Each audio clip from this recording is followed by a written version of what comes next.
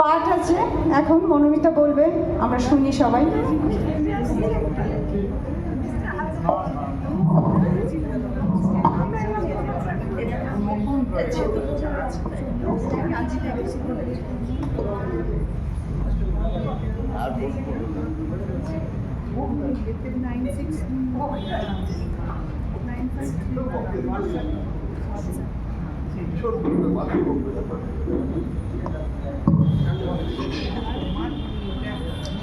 নমস্কার, শুভ সন্ধ্যা।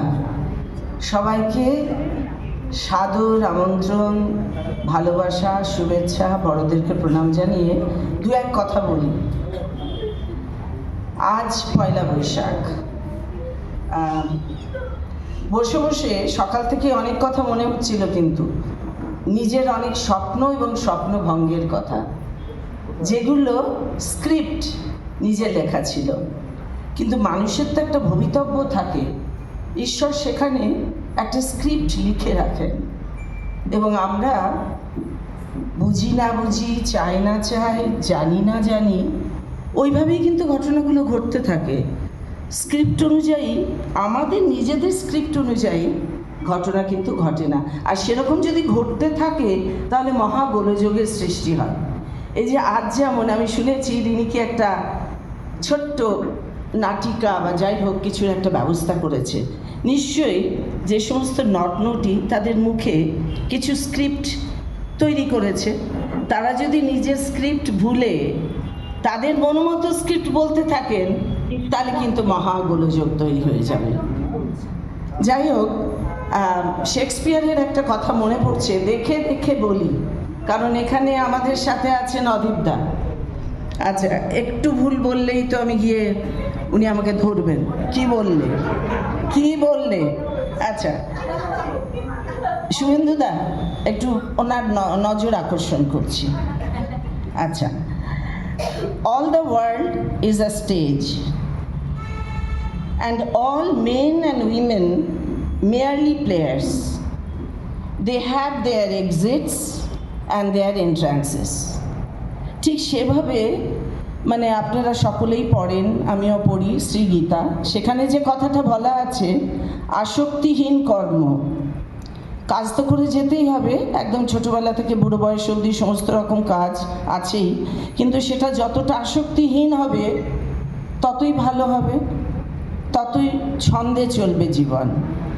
আমাদের প্রত্যেকের একটা করে রঙিন চশমা আছে, আর সেই রঙিন চশমার ভেতর দিয়ে যদি আমরা পৃথিবীটাকে দেখি, ওটা আমরা মন দিয়ে দেখি।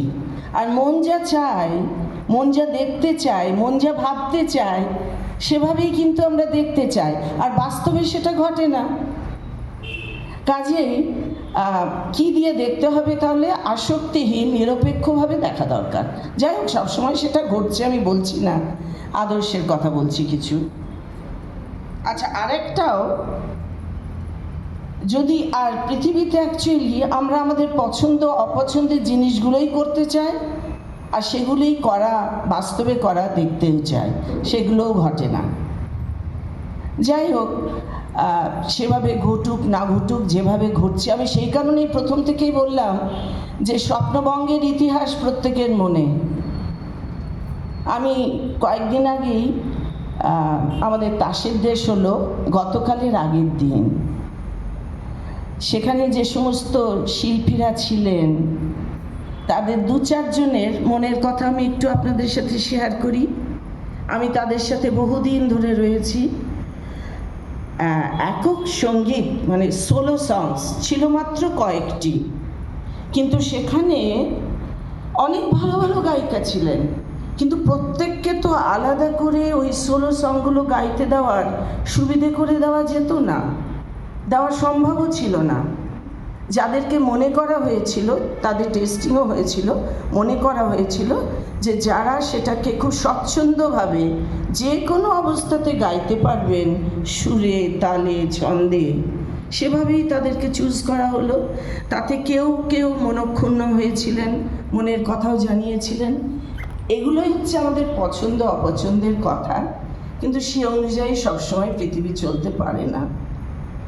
যাই হোক, আজকে তো এইসব নিয়ে বলতে শুরু করলে অনেক কথাই বলা যায়। আমি শেষ করি একটা ছোট্ট কবিতা দিয়ে। এটাও কিন্তু আমাদের কবিগুরুর লেখা কবিতা।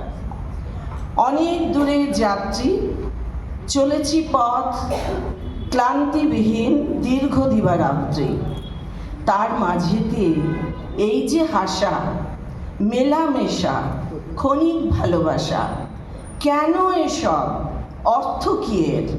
আর কিছু নয়, তপ্ত পথের ধারে ধারে একটু ছায়ার আশা।